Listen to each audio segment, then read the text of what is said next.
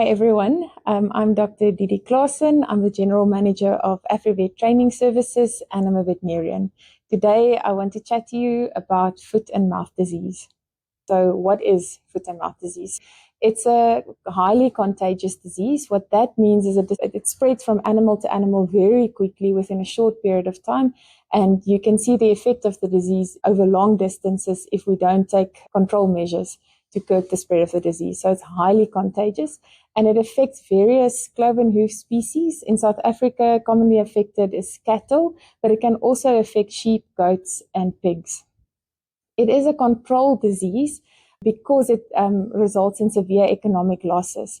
The financial losses we see with foot and mouth disease is mainly due to the animals being sick, so they produce less efficiently. So we'll see drops in milk production in our dairy herds and even in our beef herds, which will affect our calf production. And it can also affect growth. So they don't produce as much muscle, they grow slower, so we have production losses. We also see the effect with movement restrictions, because if you want to sell cattle, you can't because there's limitations on movement, which will affect you financially. What does it mean when I say FMD is a controlled disease? That refers to the fact that an owner or anyone who has animals is obliged to report this disease to their local state veterinarian. It's actually a law. Like, you can't murder people. When you see animals with potential foot and mouth disease, you have to report it to the state vet. And the state vet will then come out to your farm and help you control the disease so that it doesn't spread that quickly within your herd and your community and through the rest of South Africa. The main thing you need to remember with a state-controlled disease is that the state vet is there to help you. How does foot and mouth disease spread? So I think the main thing we need to remember is animals. So when a sick animal with foot and mouth disease comes into direct contact, so close proximity, with a healthy animal, they can transmit the virus from one animal to the other.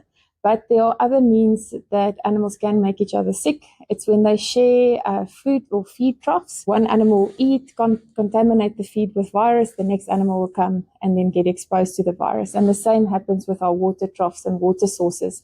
So between animals, it's either direct contact, feed troughs or water troughs. Then us as humans are not innocent in the spread of foot and mouth disease. I personally feel that we play a bigger role than what we suspect, because when we work or we're in contact with animals that has foot and mouth disease, the virus can actually multiply inside the back of our mouths in our tonsils. And then when we work with a healthy animal on the next property, we can spread the virus. We won't necessarily be sick or show any symptoms, but we have the ability to then spread the disease.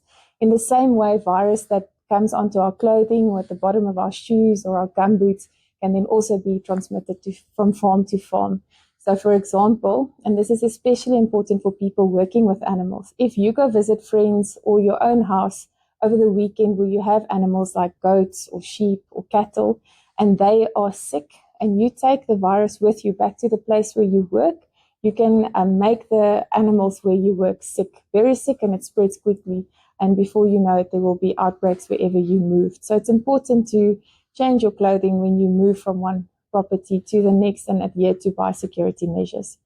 And this also goes for vehicles, especially mud flaps, the tires, the back of trucks or bakkies where animals were moved. Their dung and manure can also contain or cover even the virus. And we have to make sure that we disinfect ourselves and the vehicles between properties. Don't neglect yourself or your vehicle as a potential source of virus. A less well-known way for the virus to spread is through spine air droplets in the air. They call it airborne. And then the virus can spread over short distances. An example we're all very familiar with is the flu virus. So if I have flu and I breathe in the vicinity of someone who has flu, I can transmit the virus.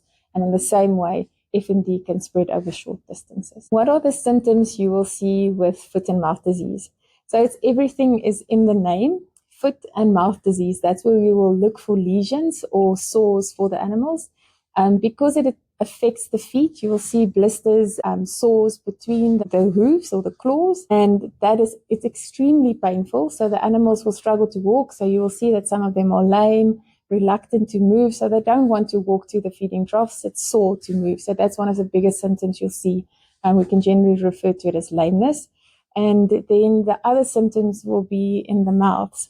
or in their mouth. So again, blisters is like a little water-filled bubble on the surface of the tongue or the mouth or the gums, and that can rupture. It will burst, and then it makes a bigger lesion or a bigger sore, and that is also extremely painful. So they don't want to eat. So you have lame animals that are reluctant to eat, and you will see increased saliva or spit production. So it will literally drool out of the animal's mouth, and that's something you can see from a distance. So the reluctance to move and the reluctance to eat is what leads to the production losses we described earlier.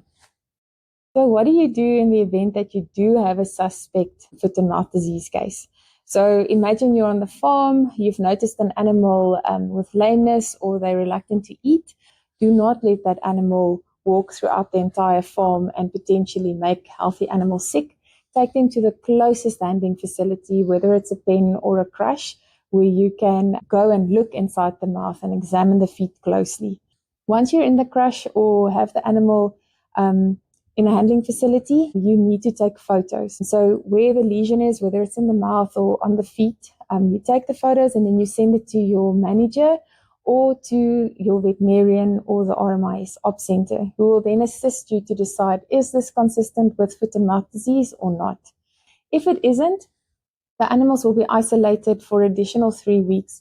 This is just to make sure that this isn't an early foot and mouth disease outbreak or case, and we can monitor them. If they're better after 3 weeks and there's no lesions left, we go on with our lives. And then if the symptoms that you noticed, according to your manager or the veterinarian, looks like foot and mouth disease, they will notify the state vet or the RMIS Ops Center, preferably both, immediately. Samples need to be collected to confirm that this really is the virus, because there are still other things that can cause symptoms that look like FMD but isn't FMD, and we don't want to start the whole contingency plan without knowing that this definitely is foot and mouth disease. Time is of the essence in these cases. You don't want to wait too long, because you have to keep in mind it takes time for the state vet to come out to your farm or the veterinarian to collect the samples for testing, and then it can take an additional week for the results of the test to come out. So you don't want to waste time. Notify your manager immediately, and if they suspect foot and mouth disease,